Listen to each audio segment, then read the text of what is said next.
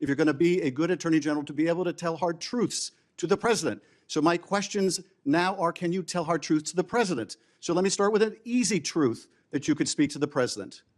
Can you tell him that Donald Trump lost the 2020 election? Can you say that? Do you have the independence to say that? Do you have the gravitas, the stature, the intestinal fortitude to say, Donald Trump, you lost the 2020 election? Can you tell us that here today? Senator, what I can tell you is I will never play politics. You're trying to engage me in a gotcha. I won't do it. I won't play politics with any ongoing investigation, so let me ask you another, like you did leaking your colleague Devin Nunes's memo. If you can't answer the question, let me ask you a different, what should be a simple truth, not a hard one. Pam Bondi's confirmation hearing for Attorney General exposed something alarming. At a time when the Supreme Court has given presidents sweeping immunity, Bondi couldn't give straight answers on the most basic questions: independence, the 2020 election, and protecting January 6 evidence. Her evasions weren't small. They cut to the core of whether the Justice Department will defend the law or serve political power. Thank you, Mr. Chairman.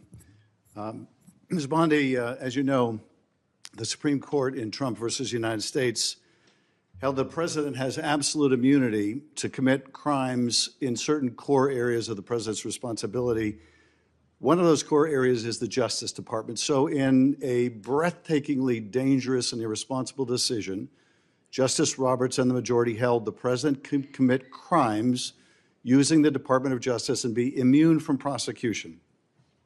Justice Sotomayor correctly said this new immunity lies about like a loaded weapon. So the fear and the concern we have is that the incoming president will use that loaded weapon, that immunity, to commit crimes through the Department of Justice. And for that reason, it is all the more important that we have an attorney general who has the independence, the strength, the intestinal fortitude to say no to the president when it is necessary.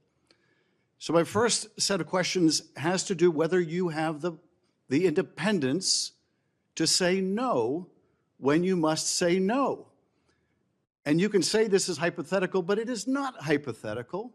So let me start with one very specific non-hypothetical.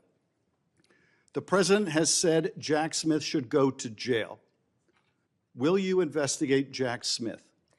Senator, I haven't seen the file. I haven't seen the investigation. I haven't looked at anything. It would be irresponsible of me to make a commitment regarding anything without, you're a long practicing attorney, without looking at a file. So you would need a factual predicate to open an investigation of Jack Smith, is that right? Not a summary by you sitting here. Yes, sir. And not a summary by the president either, right? Absolutely. So a summary by the president or his desire to investigate Jack Smith would not be enough for you to open an investigation of Jack Smith, is that right? I will look at the facts and evidence in any case. You know, and sitting here today, Senator, 72% of Americans have lost faith in the Department of Justice. Sitting here today, are you aware of any factual predicate to investigate Jack Smith? Sitting here today, yes or no? Senator, I will look at the facts and the circumstances. You can't answer that question. Brought to me. You're not a part of the department yet. There's no worry about divulging law enforcement sensitive information. So just tell us, are you aware? Just tell us, are you aware of a factual predicate to investigate Jack Smith? Yes or no? Senator, what I'm hearing on the news is Are you aware of horrible. Do I know if he committed a crime? I have not looked. You seem reluctant to answer a simple question. Let me ask you a different simple question. The president also wants to jail Liz Cheney. Sitting here today, are you aware of any factual basis to investigate Liz Cheney? Yes or no? Senator, that's a hypothetical, and I'm not going to answer that question. No, it's not hypothetical. I'm asking you, sitting here today, whether you are aware of a factual predicate to investigate Liz Cheney. Senator, no one has asked me to investigate Liz Cheney. That is a hypothetical. The president has called for it publicly. You are aware of that, aren't you? No one has asked me to investigate. But the president has We're also worried about Liz Cheney, Senator. The president has called for this. You know what we should be worried about? Ms. Bondi, please answer my questions. The crime rate in California right now is through the roof. Ms. Bondi, your robberies are 87% higher than the national average. My question is this. That's what I want to be focused on, Senator. Do you have the power to say no to the president? And what you're suggesting today by your non-answer is you don't have the independence to say no to the president. So let me ask you a different question. It also requires you, if you're going to be a good attorney general, to be able to tell hard truths to the president. So my questions now are, can you tell hard truths to the president? So let me start with an easy truth that you could speak to the president. Can you tell us, can you tell him that Donald Trump lost the 2020 election? Can you say that? Do you have the independence to say that? Do you have the gravitas, the stature, the intestinal fortitude to say, Donald Trump, you lost the 2020 election? Can you tell us that here today? Senator, what I can tell you is I will never play politics. You're trying to engage me in a gotcha. I No, won't I'm just do it. asking you a simple I question. won't play If you can politics speak truth with any to ongoing power. So let me ask you investigation, another. like you did let me- leaking your let me ask colleague you- Devin Nunes's if- memo. If you can't answer the question, let me ask you a different, what should be a simple truth, not a hard one. Was there massive fraud affecting the result of the 2020 election, yes or no? Senator, I'm glad you asked that question. If you'll let me answer what I saw in Pennsylvania. No, I asked a simple question about massive fraud. I can only tell you what I saw in Pennsylvania. I know you want to answer a different question, but my question is, can you tell us whether there was massive fraud affecting the results of the 2020 election, yes or no? Was there I or can was there tell not? you what I saw when I went as That's an not my, advocate that's to not the my campaign. question. So you can't answer that question. You can't speak that even easy truth to us, let alone to the president. So let me ask you a different question.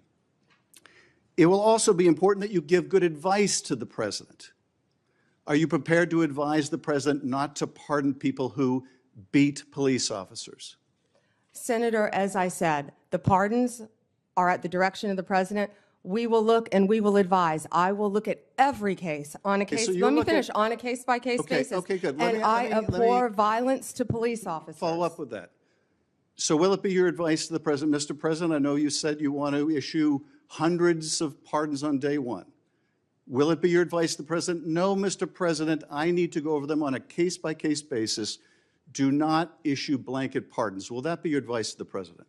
Senator, I have not looked at any of those files. If confirmed, I will look at the files And for will the you be able to pardons, as well will as you the be able to ongoing review investigation. hundreds of cases on day one? I will look at every file I am Of course asked you to won't. look So at. will you advise the Hey, president? can I will answer you- the question? Well, my question I is. would have plenty of staff. You said, of course you want. You'll be able to review Listen, I'm hundreds not of going to cases on the first day? mislead this body nor you.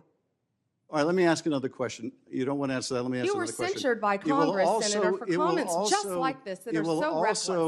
It will also be important for you to be able to preserve the records, the evidence of the department. Are you ready to commit that none of the evidence in the January 6th investigation will be destroyed under your watch?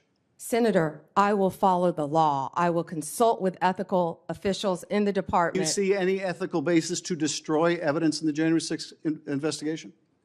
Then why can't you answer the question? Why can't you say, I commit to this committee, we will never destroy the evidence in the January 6th investigation? Why can't you give this committee and the American people that assurance? Are you frightened because evidence was destroyed against President Trump that was false? Is that why you're Why do frightened you now? have I can't difficulty? believe this is even. Why do you have difficulty answering that question? I can't believe Why do you you're have asking such a difficulty? question. Why do you have difficulty promising to preserve evidence at the Department of Justice? Why is that a difficult question? I will follow the law. It shouldn't be a difficult question.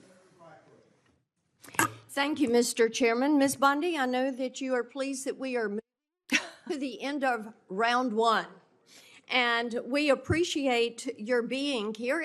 The Supreme Court has already armed future presidents with what Justice Sotomayor described as a loaded weapon, immunity to commit crimes in core executive functions, including control over the Department of Justice.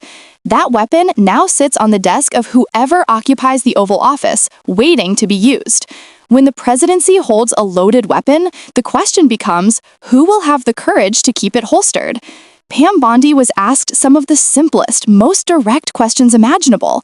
Do you have the independence to say no to a president who demands unlawful prosecutions? Can you affirm the plain truth that Donald Trump lost the 2020 election? Will you preserve the evidence from January 6th? Each question cut to the heart of her ability to resist political pressure. And yet, time after time, Bondi dodged, deflected, and refused to give straight answers. Truth dodged, justice at risk. This wasn't about partisanship. It wasn't about gotcha moments. It was about whether the next Attorney General will protect justice or bend to political power. When asked about investigating Trump's enemies, she hedged. When pressed on the 2020 election, she avoided the truth. When confronted about preserving January 6th evidence, she couldn't bring herself to give an ironclad commitment. Every refusal mattered because each revealed a dangerous pattern.